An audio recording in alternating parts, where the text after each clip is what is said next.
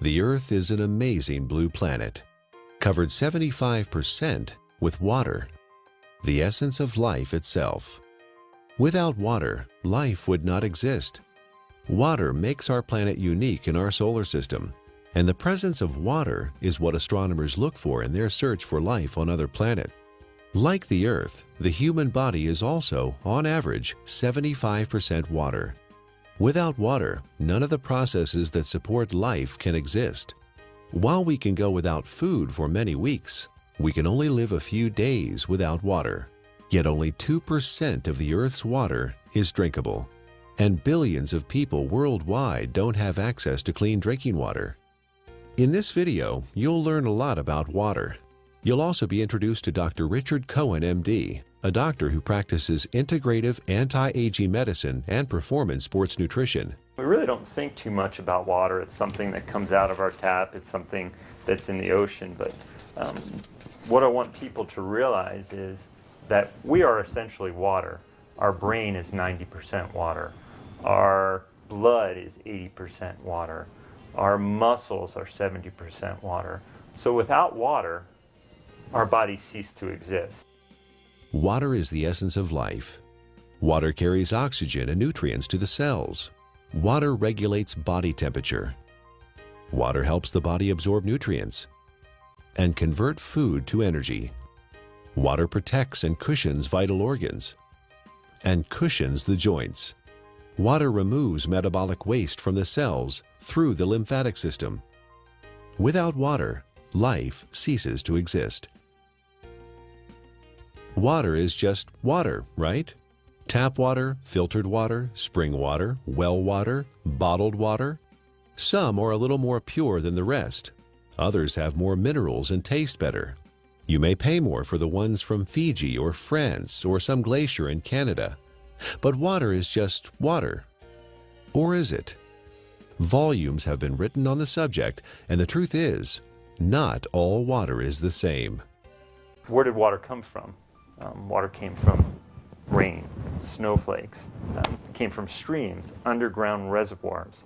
And what we're learning now, and this is the case with most issues, and most, when you go back to how things used to be. So if we look at water, the way it used to be, there are 3 or 4 structural and biochemical differences than what exists today. For most of his life, Nobel Prize winner Henri Coanda studied the water of the Hunza people who lived high in the Himalayan mountains. Natural health practitioner Ariana Nation was also fascinated by the Hunza people and their water. In my research, I discovered that there's a long history of scientific research about water and its healing ability. And this Kangen water has quite a history. It's a long history. And one of the things that fascinated me is the Hunza people and their ability to live 120 to 140 years without the degenerative diseases that we suffer here in the United States and all around the world. Why did the Hunza people live so long? Why were they so healthy? Coanda and others believe it is the water. Their water came from glacial streams, and it had very unique properties. It was microclustered. It had a different viscosity and surface tension. It carried lots of minerals that gave it a high alkaline pH. It also had an extraordinary amount of active hydrogen. Hydrogen with an extra electron. The presence of extra electrons made the water an antioxidant. All these properties combined contributed to the health and longevity of the Hunza people. Water similar to that of the Hunza people are found in other places around the world. The Caucasus Mountains of Azerbaijan, the Xinjiang region of China, and the Andes Mountains are just a few. In research, the Russians and the French and a lot of people have researched this. They found that it's their source of water. And it's from the glaciers that surround the mountainous region where they live. The common denominator with all these different cultures that have this vibrancy is their source of water and the properties that that water consists of. When we look at natural water, there are 4 or 5 different properties that are critical. So while adding a mineral buffer to filtered water is certainly more beneficial to get some of these mineral salts into our body, it still doesn't create that same process of having these free electrons, to having the negative ORP. Still does not create a microclustered state. Okay, and those three in and of itself, even if you're filtered, you're losing those benefits. Or you're not gaining the benefits of what's seen with natural water. So while it's a small step to take, beneficial, as opposed to drinking acidic water, it's not providing the same benefits. Is the tap water we drink today anything like the glacial milk that the Hunza people drink? Not even close. It has lost most of its living energy properties as it has traveled through our municipal water system. It is free of pathogens most of the time, but now carries chlorine, fluoride, and chlorine byproducts. It is sometimes contaminated with radium, rocket fuel, and pharmaceuticals like birth control pills. If your pipes are old, your water may be contaminated with lead or other heavy metals. And if the water where you live is acidic, water treatment plants add lye or ammonia to make it neutral. Not exactly glacier milk, is it? Where going back to the natural state of water is essential and critical for health. But we haven't done that, have we? Instead, we came up with a better answer: bottled water. Last year, Americans spent more on bottled water than on iPods or movie tickets. $15 billion. Every year, we pitch 38 billion water bottles into landfills. Over $1 billion worth of plastic. Only 9% of plastic water bottles are recycled. 91% become litter or landfill. A large percentage of this trash finds its way to the oceans, where it ends up part of a floating island in the Pacific, twice the size of Texas. But you do understand chemicals and toxins in your water are not healthy. And we do understand that having a plastic dump the size of Texas floating around in the Pacific Ocean and now is broken down into micro little plastics and getting into fish and other animals is not a good thing. The environmental cost of bottled water is not just the trash it generates. It requires 2 liters of oil to make a 1-liter plastic bottle and transport it to the consumer. Spending thousands of dollars to ship water from Fiji to drink in the United States, and the energy that requires to do that is ludicrous. More than 1 million bottles a day of Fiji water, untouched by human hands, is produced in a country 6,700 miles away from California and transported halfway around the world for our consumption. At the same time, more than 50% of the people in Fiji don't have access to safe drinking water. Oh, by the way, you might want to know that by the time Fiji water gets to you, it is only slightly alkaline and has a positive ORP. It's not Fiji water anymore. Is bottled water any better than tap water? Given what it costs, it should be, but it's not. In fact, a significant percentage has more contaminants than are allowed in tap water. Most of it is purified municipal tap water that has been cleaned up through reverse osmosis, which not only removes chlorine and other contaminants, but strips the water of all minerals. Reverse osmosis also wastes 4 to 10 gallons of water for every gallon produced. In Japan, RO water is known as dead water. Nearly all bottled water we tested came out as acidic. Even spring water that should be alkaline came out acidic. Even worse is that all bottled water we tested had a highly positive ORP, or oxidation reduction potential. Water that has a negative electrical charge, like the natural ancestral waters, is best. Bottled water may be clean, but it does not have the life-giving properties of natural water. Finally, there's the cost factor. It's hard to believe, but if you consume the amount of water you should every day from bottled water, you'd spend over $2,000 per year. Over 15 years, the lifespan of the best water ionizer on the market. That adds up to a lot of money. If the water we used at home cost what even cheap bottled water cost, our monthly water bills would run $9,000. $15 billion per year is spent on bottled water in the U.S. and over $1 billion worth of plastic ends up as trash. Is there a way to save the earth and save money at the same time?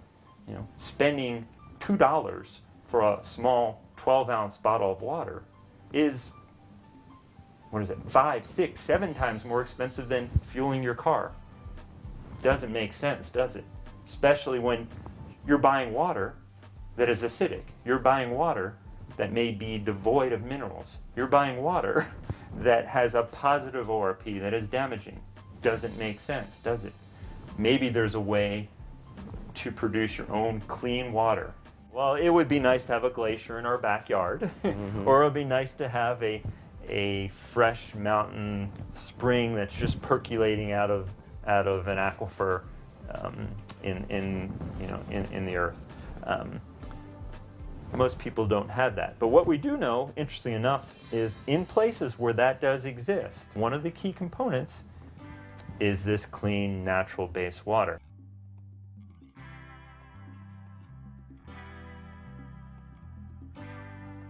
If you care about the earth and your pocketbook and are currently drinking purified bottled tap water, get a carbon filter for your faucet and use a safe, reusable water bottle. However, if you want to improve your health, drinking ionized alkaline Kangen water is a better choice.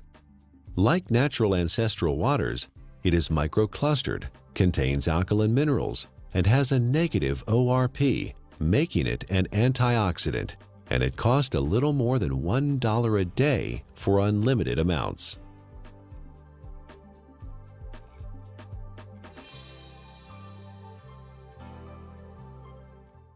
There's no doubt that the U.S. is experiencing a crisis in healthcare. We spend more on healthcare than any other country, but rank just 37th out of 191 in performance.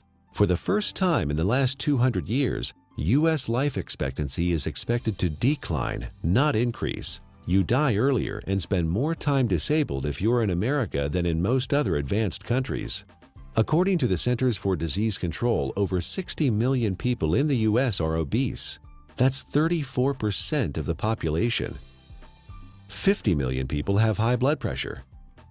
13.5 million people have coronary heart disease, with 1.5 million suffering heart attacks every year. 16 million people have type 2 diabetes. 41 million are pre-diabetic. 95,000 people are diagnosed with colon cancer each year. The solution? A pill for every ill and an ill for every pill. The pharmaceutical industry is a $680 billion giant, and our lifestyle keeps them in business. Eat, drink, and be merry, then call 911 for a surgeon. Fortunately, we are experiencing a paradigm shift, a sea change in how many people view their health, from treatment of symptoms to prevention and optimal wellness, from disease care to health care. Many experts in new medicine or new biology believe that dehydration and chronic acidosis are the underlying causes of many diseases. They believe we are chronically dehydrated on top of being overly acidic due to our modern diet and lifestyle. These two factors combined set the stage for the development of most, if not all, illness. Most people don't believe that dehydration is a problem because they drink fluids, coffee, tea, soda, etc. But chronic dehydration has no obvious symptoms. It's not like the man dying of thirst in the desert, and you can be chronically dehydrated even if you think you are consuming enough fluid. Adequate hydration is critical to how our body functions and heals itself, and water, pure water, is the natural way to stay hydrated. What we need to understand is what is water and what is not water. We as a civilization, or as a modern civilization or modern culture, have begun to think of water as tea, as soda, as milk, as energy drinks, as coffee. It has water or liquid substance to it, but it is not water. Okay? Even what comes out of our tap and what is in the bottled water. While structurally may be the water molecule, once we understand how water exists in its natural state before modern times, we'll realize that even that is not necessarily the water that our body evolved to exist on. How can one determine if they're drinking enough water is the question. First thing is, if you're thirsty, you're way behind. Okay, that's a clear point. Our thirst mechanism doesn't kick in until we're already slightly dehydrated. So if we wait till we get thirsty, then we are already beginning to become dehydrated and might experience symptoms like not thinking quite as clearly, or beginning to feel fatigued, or muscles may cramp up, may even start to feel hungry. And a lot of times hunger is really a sign of thirst. We are born 95% hydrated. As we grow up, we lose a little more water every year. When we reach middle age, we're about 70% water. In our 60s, maybe 60 to 65%. A steady decline until death when we are just 50% water. There are several signs of chronic dehydration that arise when the body enters survival mode and begins to preserve water for the most vital functions. There are 5 distinct conditions related to chronic dehydration where the body begins to ration water: asthma, allergies, hypertension, constipation, and type 2 diabetes. Symptoms include exhaustion, lack of energy, headaches, skin problems, obesity, and joint pain. Finally, and perhaps most importantly, the acid-alkaline balance of the body is disrupted, leading to chronic low-grade acidosis and a host of modern diseases related to that condition. Don't wait until you're thirsty. Have a glass of ionized water. It's microclustered, alkaline, and contains active hydrogen and bicarbonate buffers. Critical is first thing in the morning, wake up and have a big glass of water. Make sure you drink a big glass of water through the day and see how you feel. It's sometimes incredible, and the effects can be very dramatic because people have never really had clean, natural water.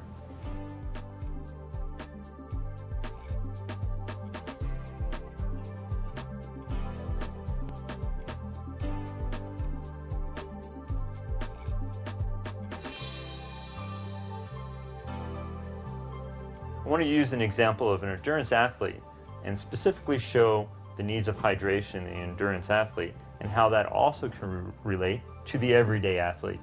The person who's mowing their lawn and taking care of their kids, who is working, going to the gym, the weekend warrior, and how critical hydration is. We know that an athlete who is 1% dehydrated could have a 3% reduction in performance. Now, well, that doesn't sound like a lot. An athlete can spend hours and hours training, and in for example, a 1-hour event, a 3% reduction is almost 2 minutes. And that's the difference between winning or losing a race. One of the most important things you can do is to make sure you have enough fluid the night before.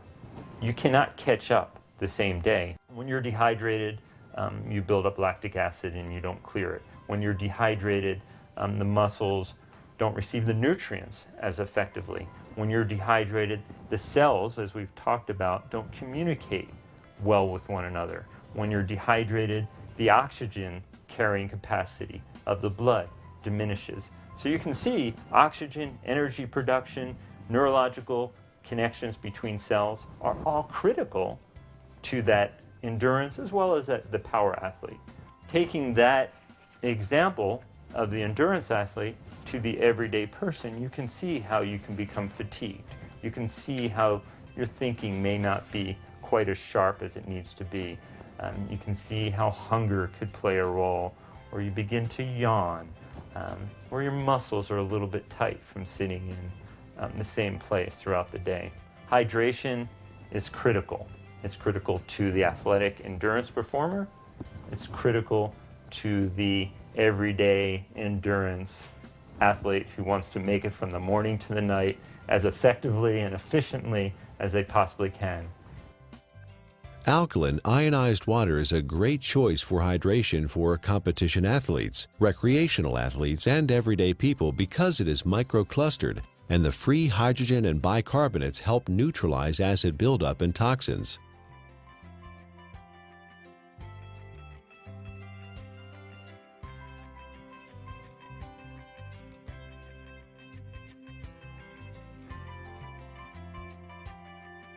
Chronic low-grade acidosis is a condition that develops over time and affects the quality of life and our ability to enjoy optimal health. It starts with our diet, acid-forming foods and drinks. Our sedentary lifestyle, poor digestion, and poor elimination add to the problem. The fluids between and within our cells become more acidic.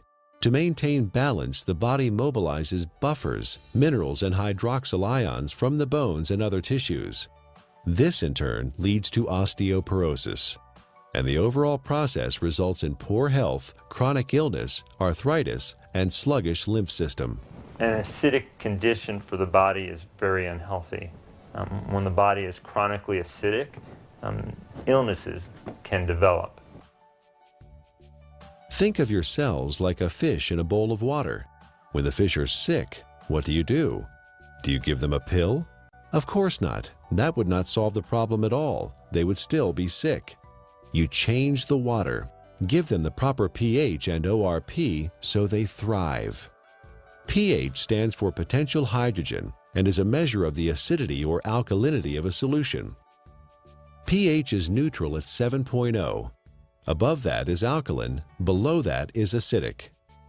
It's a logarithmic scale. Each increase in pH means 10 times more or less hydrogen is present. Alkaline ionized water has a pH between 8.0 and 9.5. Your body uses a system of buffers to keep the pH of your blood in a tight range of between 7.35 and 7.45, slightly more alkaline than pure water. The body relies on a very tight level of pH, or hydrogen atoms, to control lots of function within the body. When the body becomes acid, systems begin to malfunction. We understand fish tanks and swimming pools. When they're acid, you need to make a change. When a fish tank is acid, fish die. When a pool becomes too acid, you don't want to go in it.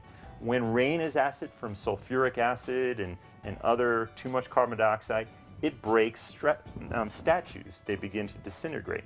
And we know acid rain and damages lake. Well, our body becomes a sink for this acidity.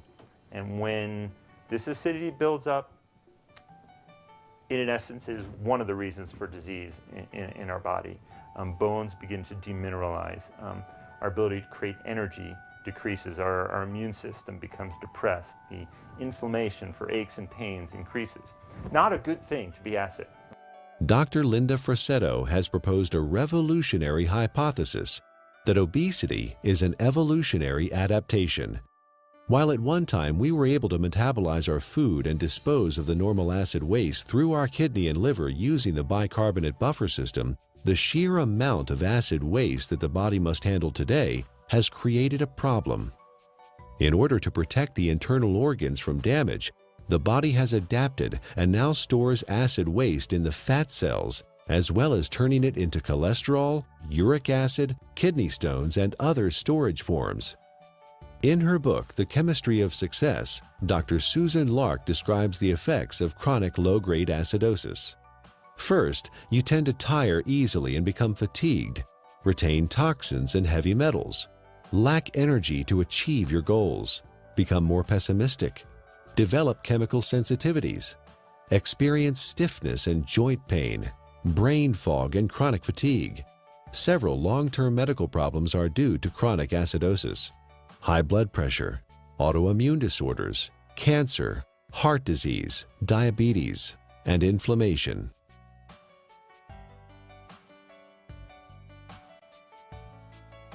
"80% of the foods we consume leave behind acid waste that the body has to deal with. A trip down the modern grocery store aisle finds very few alkaline-forming foods. Even the foods we think of as wholesome and nutritious leave behind metabolic waste products that are acid. And of course, junk food falls into the acid-forming category. Most of the fluids that people consume today are acid. Sodas contain citric acid, energy drinks, phosphoric acid, and caffeinated beverages, and coffee, and many different commercial teas. Sugar, acid. Tap water, acid. Not a good thing for our system. Natural water is alkaline. Fruits, vegetables are alkaline. Stress-reducing activities are alkaline. So you see the link here. Things that are beneficial to our body tend to be alkaline creating. It allows the body to buffer damage of its processes of energy production. In addition to our diet, there are several ways our modern lifestyle increases the acid load on the body. Physical and mental stress reduce oxygenation and blood flow and increase muscle tension. Strong emotions like anger, fear, hostility, anxiety, or excitement. Vigorous exercise, which produces lactic acid, pyruvic acid, and CO2, decreasing muscle pH. Frequent airplane travel with cabin air lower in oxygen and higher in CO2. Over-the-counter and prescription medicines and vitamins. All these things produce more acid for the body to deal with. Consuming more acid is like consuming and sucking life out of your system. You have a certain ability to buffer that, and you will break down. So water in its more alkaline state, it provides it more of a capacity, to handle some of the stressors of life that we face, or the choices that we face. Drinking ionized alkaline water, the equivalent of ancestral or glacial water, is an affordable, practical, and accessible solution to provide the body with a constant stream of alkaline bicarbonate buffers to neutralize acidity with no side effects. The cycle of wellness begins with a diet that contains more alkalizing foods and ionized alkaline water. Moderate exercise, good digestion, and complete daily elimination are also important. This leads to more alkaline fluids within and outside of the cells. Calcium and other minerals support bone density instead of being used as buffers. An alkaline body leads to better digestion, less illness, fewer colds or flu, a feeling of well-being, better lymphatic flow, more energy and stamina. Alkaline ionized Kangen water provides hydration, alkaline buffers, and antioxidant activity, which keeps the body in homeostasis, allowing it to heal itself.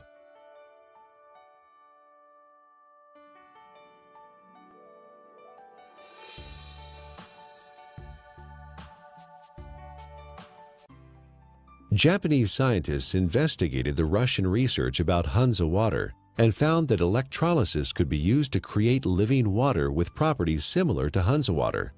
This is now known as functional water, micro water, ionized water, or Kangen water. Kangen is a Japanese word that means return to origin, or in chemistry, reduced, having an extra electron. In the U.S., Kangen water is the trademark of Enagic USA, who market top-of-the-line water ionizers. Anyone with an ion water generator can make Kangen water from tap water. Water is first filtered, then exposed to an electrical charge in the electrolysis chamber of the generator. Alkaline ionized water is called living water. It is similar in atomic structure to the waters that the people of Hansa drink directly from glacial streams in the high Himalayas.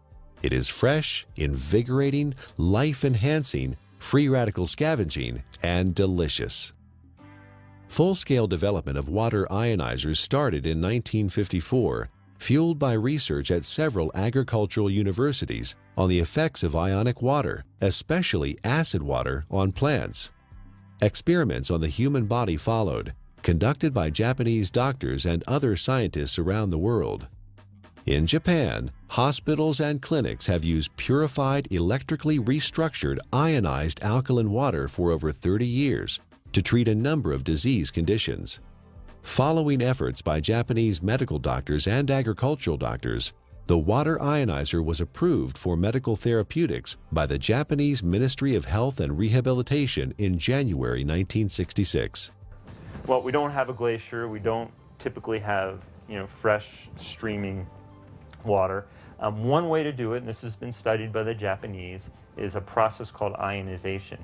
It's actually running some electricity through the water, and it breaks the filtered water into some of the natural properties. It provides the microclustering. It increases the alkalinity.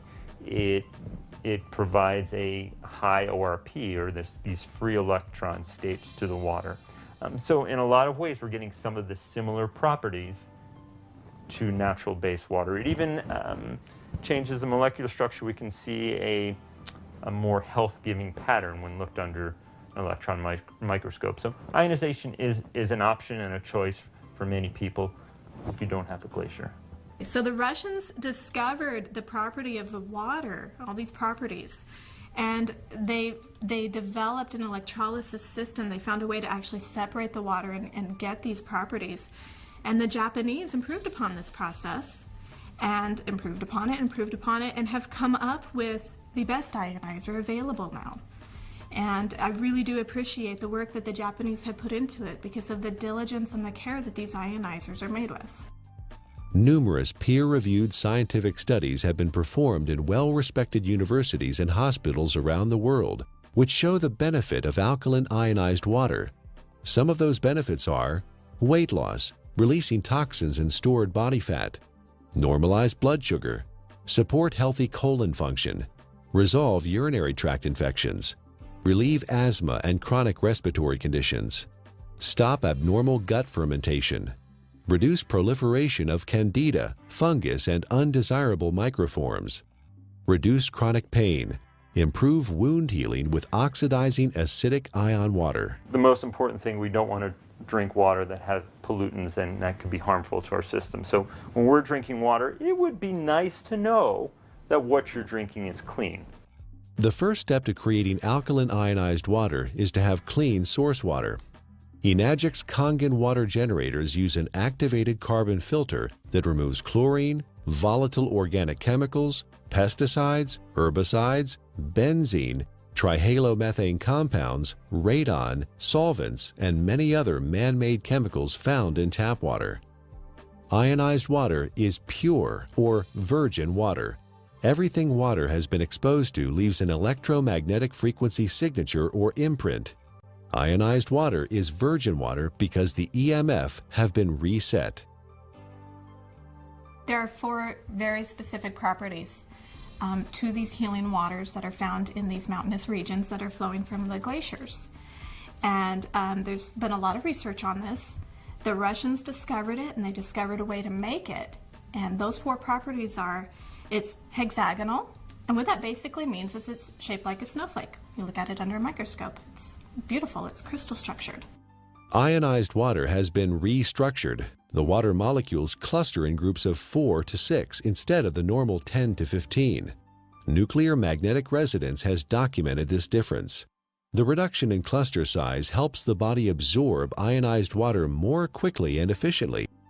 Also microclustered, micro meaning small clusters. It's broken down very small so the body can easily absorb it.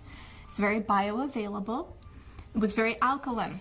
pHs around 9.5. Some were found at 9.0. So it really helped the body as far as not adding acid waste to the body and helping to keep the body very alkaline. You may hear a term, it's called clustering.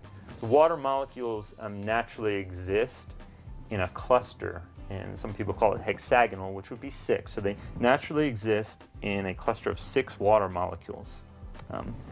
The water as found through taps and commercial water sources is a much larger cluster of water molecules. There are many beneficial properties to that, and it enhances the body's ability to hydrate. I was really excited when I started actually to quote-unquote play with the water in my own kitchen with different supplements, with powders and tea and oil and all the different things that I worked with. And you could really see the life to the water. I could put, for example, my green vegetable powder drink in Kangen water versus a bottled water and a tap water, and actually see that this water has an energy to it. In fact, it will stir itself and become very, very absorbable, and you can watch that happen within the water. You can watch it make tea instantly, whereas other waters cannot do that. It cannot get in and penetrate those nutrients and pull those nutrients out and put it right in the water where you're drinking it, where it can then go in and penetrate your cell walls at that same level. Many people complain that they find it difficult to drink large amounts of water because it makes them feel bloated and heavy. Regular water, tap or bottled, is composed of large clusters of water molecules and has no life energy or electrical charge. It sits in your stomach like a stagnant pond. In contrast, drinking ionized alkaline water is easy because it tastes much better than tap or bottled water, and the smaller molecular cluster size and life energy it carries allows it to be absorbed more quickly. And the other feature is it has a negative ORP, and what that stands for is oxidation reduction potential. Not to get real big and fancy, a lot of people are like, oh, what is that? It is the ability of that water to reduce the oxygenation of the body. And the property of the water that actually gives it this negative ORP, or the potential to reduce the aging in our body, is the active hydrogen that it consists of. ORP, also known as redox potential or oxidation reduction potential, measures the tendency of a molecule to gain or lose electrons. It is measured in millivolts. When a substance has an electron to donate, it measures with a negative charge. When a substance loses an electron and is positively charged, the ORP is plus. Negatively charged substances act as an antioxidant. Positively charged substances act as oxidation enhancers. What we have learned to understand is this water in its energetic state has an abundance of free electrons. Okay? The Earth is loaded with free electrons, and where that comes from is lightning strikes. Okay? So we have all this energy potential in the Earth that's imparted to the water. And when we consume the water, you're basically consuming a antioxidant. We know vitamin C, vitamin E, all these particular nutrients that you may take. In its natural state, water has a similar, or even perhaps more powerful ability to quench out free radicals or inflammatory processes that may occur from natural processes within our body to create energy, to fight infections, as well as to quench out some of the destructive things that we may do in our modern life, from pharmaceutical agents, cigarettes, alcohol, over-exercising, stress. Water can help buffer that in its natural state. Like natural ancestral water, ionized water holds a measurable negative electrical charge. This is what gives the water vitality or life energy. Almost all other drinking water available to us has a positive charge, which means they are oxidizing agents. Only negatively charged water can efficiently flush out toxins and poisons in the body at the cellular level and neutralize free radicals. A free radical is a molecule of oxygen that has lost an electron and is positively charged. It is also known as active oxygen. This active oxygen is hunting for a replacement electron from somewhere else in the body. Active oxygen damages the cell membrane and even DNA. Antioxidants produced by the body and from our food provide free electrons to stabilize active oxygen-free radicals. Ionized water is one of the most powerful antioxidants known. Ionized water has millions of hydroxyl ions per glass. No other water has this incredible benefit. Acid alkaline is the amount of hydrogen that's present. When there is tremendous amounts or a large amount of hydrogen, a system is termed acid. The pH is considered low. When there is lesser amounts of hydrogen, it's alkaline. The second component of water in its natural state, as we just spoke about, was having natural minerals. Okay?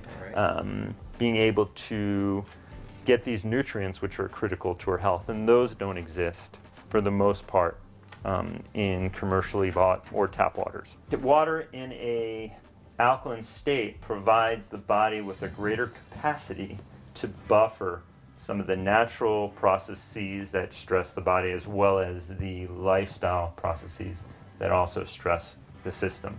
And drinking water in a natural alkaline state provides you with a substance that is not acid, that is not damaging to your system. So you can look at it from two different ways, eliminating all the unhealthful things that we don't even think about and consuming clean, natural base water. Is ionized alkaline water safe for anyone to consume? Certain medical conditions require fluid restriction, so you should follow your doctor's advice. For these people, because of the unique imbalances that are created, extra fluid is not processed well. So the standard conventional mechanism, don't take fluid because you can't process it, let's minimize it. While the cells intracellularly are starving. See, the problem is that the fluids can no longer get into the cells effectively. Is it because people are not drinking or haven't drinking natural water? Certainly one component of it. It has to do with the health of the actual cellular membrane. So for these people, well, I don't want to say drink all the water you can, but I think you will find for whatever water that you can, or fluid that you can, by consuming water in a natural state, you may begin to enhance the intracellular component of the water and lessen some of that extracellular water that exists. And in doing so, you may find that your fluid intake may gradually increase, and that would be beneficial. How that helps your ultimate condition, obviously it is an unknown since there's many factors involved. But water in its natural state, microclustered, alkalinized, is going to give you, in essence, the most bang for your buck. Don't waste your fluid on coffee. Don't waste your fluid on energy drinks or sodas. Absolutely not. That's just going to make your condition worse. All water is not created equal. We encourage you to try ionized alkaline natural water. Ask the person who gave you this DVD for a free sample of Kangen water. For references and resources about the topics covered in the DVD, go to ionwatertruths.com.